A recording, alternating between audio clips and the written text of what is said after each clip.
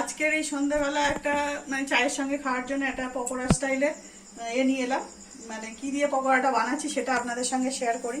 এটা নতুন একটা পকোড়া, যেটা আমি প্রথমেই দেখাই। এই যে থানকুনি পাতা, থানকুনি পাতাটাকে আমি ঠিক এইভাবে বেটে নিয়েছি। আর এই যে এর মধ্যে যে ডাল বাটাটা আছে, মুগের ডাল মুসারির ডাল মিক্স, আদা কুচি, রসুন কুচি, কাঁচা লঙ্কা কুচি, পেঁয়াজ কুচি, আর এর সঙ্গে যাবে এই যে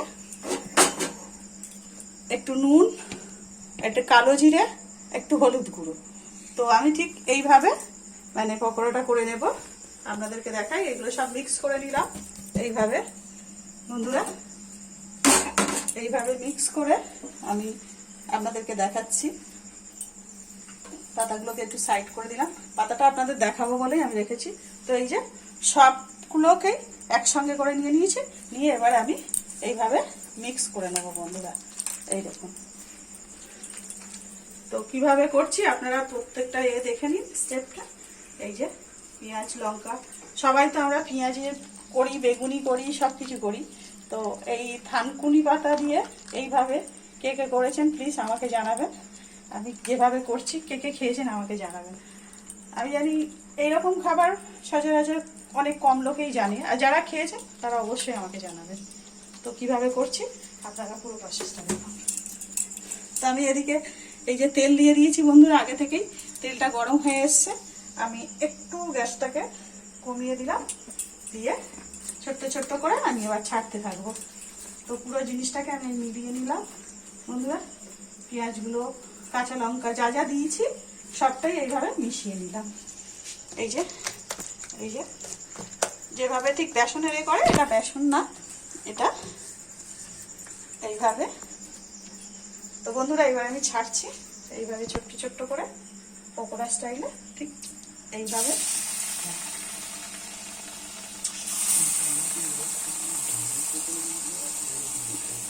এটা অনেকটা ঠিক যেরকম ডালের পকোড়া হয় ঠিক সেই স্টাইলে। তেলটা অনেকটা গরম হয়ে গেছে বন্ধুরা, আমি গ্যাসটা আরেকটু কমিয়ে দিলাম আর এইভাবে ছাড়তে থাকলাম। আর সন্ধ্যাবেলা তো মুখরোচক খাবার, এটা খেতেও ভালো লাগবে প্রত্যেকে। একদিন সবার বাড়িতে বানিয়ে দেখবেন বন্ধুরা, নিশ্চয়ই খেতে ভালো লাগবে। তো এইভাবেই দিতে থাকছে বন্ধুরা। আর সুন্দর একটা এই যে থানকুনি পাতার যে ফ্লেভারটা, সুন্দর একটা গন্ধ আসছে বন্ধুরা, সুন্দর। এই যে তেলে পড়ার পর একটা সুন্দর গন্ধ ছাড়ছে।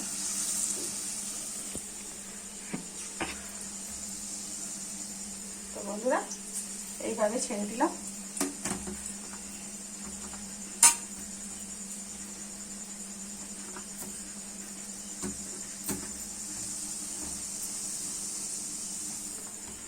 এবার আমি গ্যাসটাকে একটু বাড়িয়ে দিলাম, দিয়ে আমি তেলটাকে এইভাবে একটু এড়িয়ে দিলাম যাতে পকোড়াটা।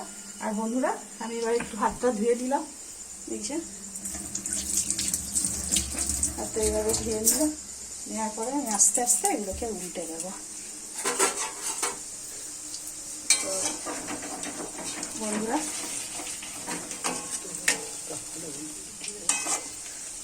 প্রথম দিকে দেখুন বন্ধুরা ছেড়েছি, এইভাবে উল্টে দিচ্ছি বন্ধুরা। দেখেন কি সুন্দর হয়েছে, আর যে কালারটা সবুজ সবুজ একটা সুন্দর কালার এসছে বন্ধুরা। দেখুন যে পাতাটার একটা সুন্দর কালার, সবুজ, সেই কালারটাও চলে এসছে।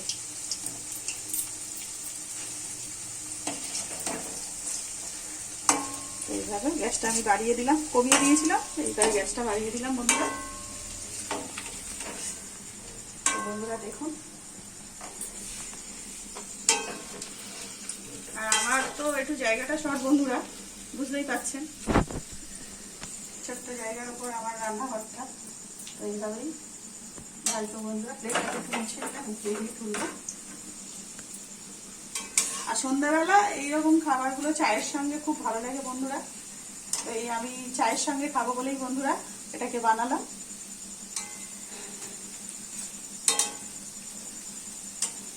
একটু লাল করে ভেজে নেবো বন্ধুরা।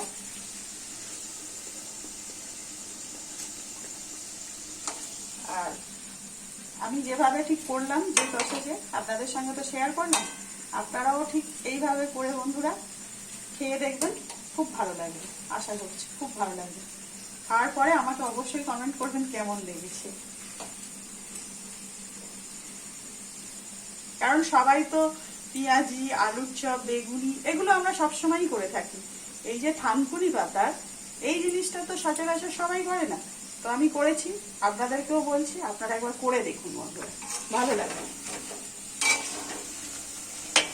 এই দেখুন কালারটা আস্তে আস্তে চেঞ্জ হয়েছে, কিন্তু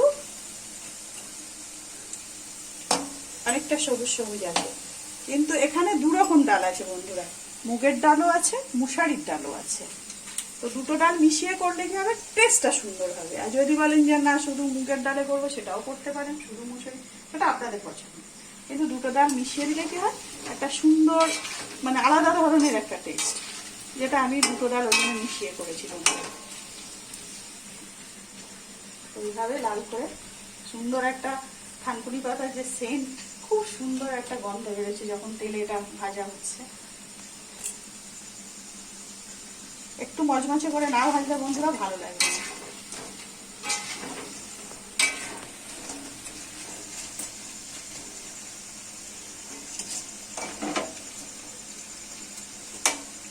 ঠিক বন্ধুরা এইভাবে এটাকে তুলে নেবো বন্ধুরা।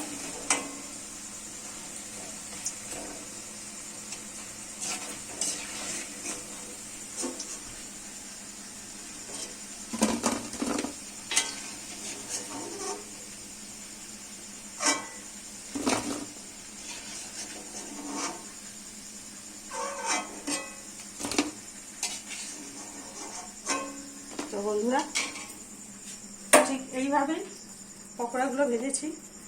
যদি আপনাদের এটা ভালো লাগে তো আপনারা অবশ্যই বাড়িতে করে খাবেন, এবং কেমন লাগলো অবশ্যই আমাকে জানাবেন। নমস্কার বন্ধুরা।